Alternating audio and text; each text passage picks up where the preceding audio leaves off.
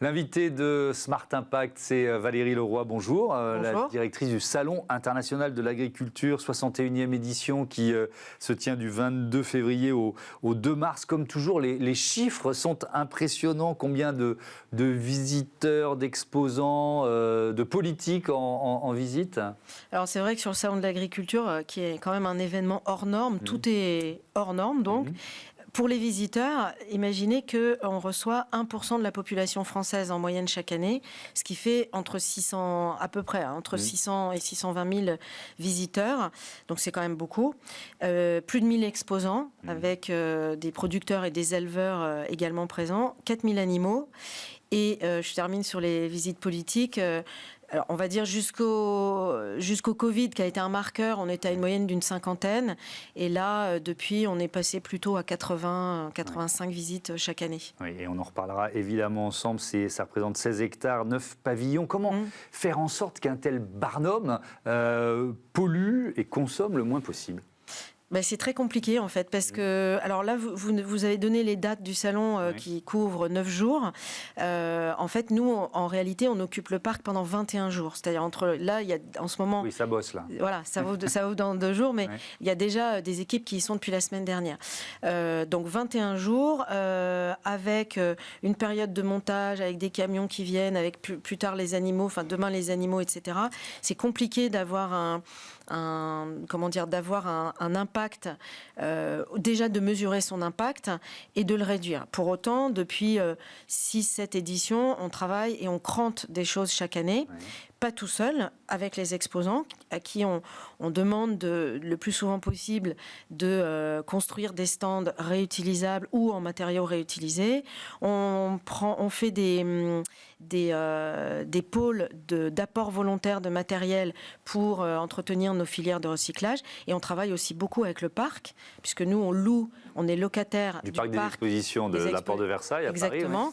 Et ce parc, qui est en travaux, en mouvement, en réflexion depuis des années et pour encore 4-5 ans, a fait énormément de progrès aussi. Il y a certains halls qui sont HQE, par exemple. Ils ont mis en place un système de récupération de pluie, chaudière au colza, etc. Donc tout ça, c'est des choses qui sont très importantes pour nous. Et qui améliorent évidemment par ricochet aussi le bilan, le bilan carbone du Salon international de l'agriculture. Il y a toujours une question centrale, que ce soit un événement comme le vôtre ou un grand événement sportif, je pense aux JO, Jeux Olympiques et Paralympiques à Paris l'été dernier, c'est le transport. C'est-à-dire, vous nous dites 1% de la population française, 600, 650, eux ils viennent. Donc est-ce que vous avez, vous, des leviers ou est-ce que c'est un combat quasi impossible à mener pour les inciter à venir en train plutôt qu'en avion, à covoiturer, etc., etc. Alors, on ne peut pas les forcer, évidemment, mais on peut fortement les inciter. Donc, on a une communication qui va dans le sens de préférer les mobilités douces. Voici le plan pour venir à vélo, si vous êtes dans Paris, pour venir en bus, par exemple. Vous êtes 50 dans un bus, vous n'êtes pas tout seul dans une voiture, etc. Il y a un élément quand même important aussi, c'est qu'on a vu au fil des années, je dirais un peu comme dans beaucoup de villes, le nombre de voitures diminuer juste du fait que le nombre de places de parking a lui-même nettement diminué. Donc il y a eu une période où le Salon de l'agriculture recevait sur les 9 jours 700 bus par exemple.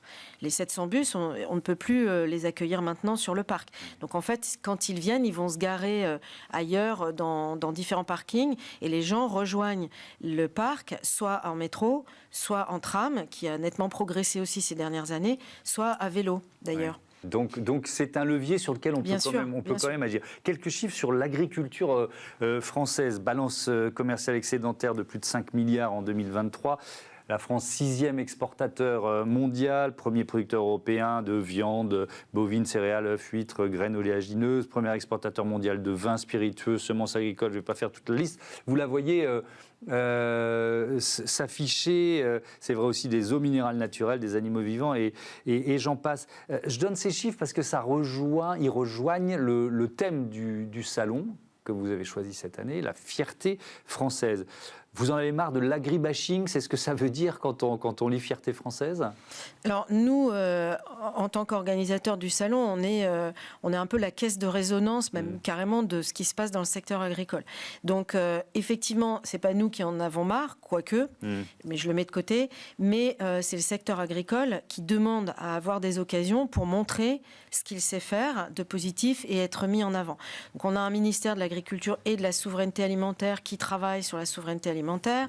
Pendant le Covid, on en reparlait tout à l'heure, on a découvert le métier essentiel qui était celui d'agriculteur. C'est quand même des gens qui nous nourrissent. C'est-à-dire, s'ils n'étaient pas là, on ne mangerait pas. Et avec une certaine qualité en France, due au fait du respect de cahier des charges, de certains attendus pour pouvoir faire les productions, etc.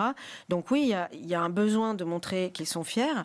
Et le Salon de l'Agriculture, alors depuis 61 ans, 61 éditions, est l'endroit où se joue un dialogue entre ceux qui connaissent bien l'agriculture et qui la font, et ceux qui la mangent ou qui la connaissent moins et qui viennent poser des questions.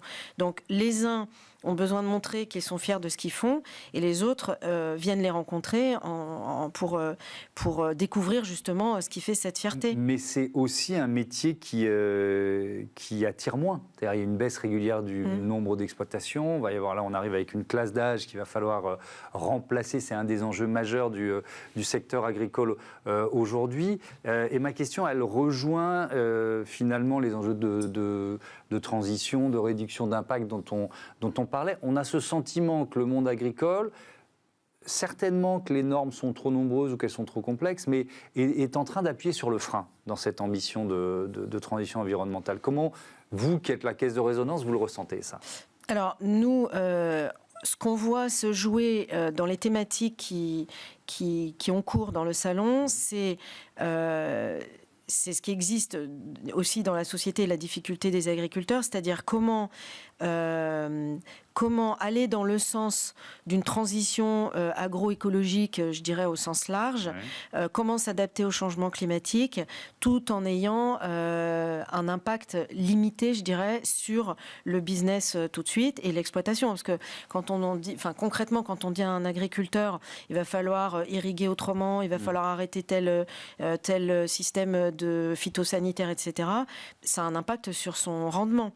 Donc, ils sont très très nombreux à avoir très très peu de marge et à être mal payés. Absolument. Donc l'ambiguïté, le paradoxe de dire il faut aller vers plus de verre, et en même temps éventuellement ça peut avoir des impacts pour certaines des productions des agriculteurs. Ça existe évidemment dans le salon de l'agriculture, et c'est discuté dans le salon de l'agriculture aussi. Oui. Mais il y a pour la deuxième année consécutive, et ça va à durer, un SIAPRO, donc une partie du salon destinée aux professionnels. Il y sera beaucoup question d'énergie verte, de compléments de revenus, de méthanisation, etc., etc. Oui, parce qu'un des leviers justement pour progresser dans ce domaine-là, c'est de proposer aux agriculteurs des moyens financiers. C'est-à-dire qu'une perte de rendement peut peut-être être compensée par la fabrication d'électricité, par exemple en méthanisation ou en énergie nouvelle, avec des éoliennes, etc. Donc oui, il y aura ça. Il y aura aussi... Avec de l'agrivoltaïsme aussi. Ou de l'agrivoltaïsme, exactement.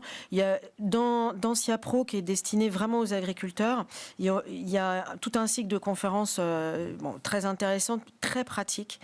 Pas du tout, on n'est pas dans des plénières ou des conférences magistrales. On est dans je veux me convertir au bio, quelles sont les 10 questions à me poser. Je veux transmettre mon exploitation, comment je fais, quelles sont les étapes. Donc c'est vraiment des choses extrêmement concrètes. Et effectivement, dedans, il y a aussi comment je peux commencer à réduire mon impact environnemental et par quoi, qui peut me renseigner. Enfin, c'est des choses très pragmatiques. Vous l'avez dit tout à l'heure, plus de 80 personnalités politiques attendues. J'ai l'impression que c'est un record et qu'il est un peu battu chaque année. Est-ce que vous n'avez pas ras-le-bol, pardon d'être un peu trivial? Alors, non, on n'en a pas ras-le-bol. C'est aussi une source de fierté, comme le salon, d'accueillir toutes ces personnalités politiques.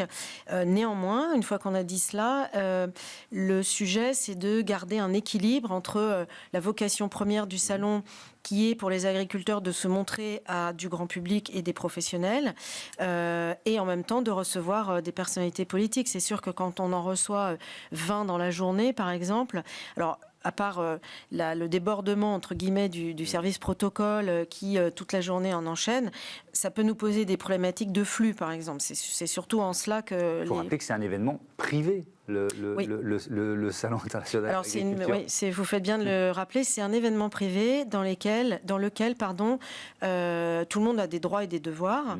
Et y compris les personnalités politiques et leurs équipes. Donc ça, on l'a rappelé.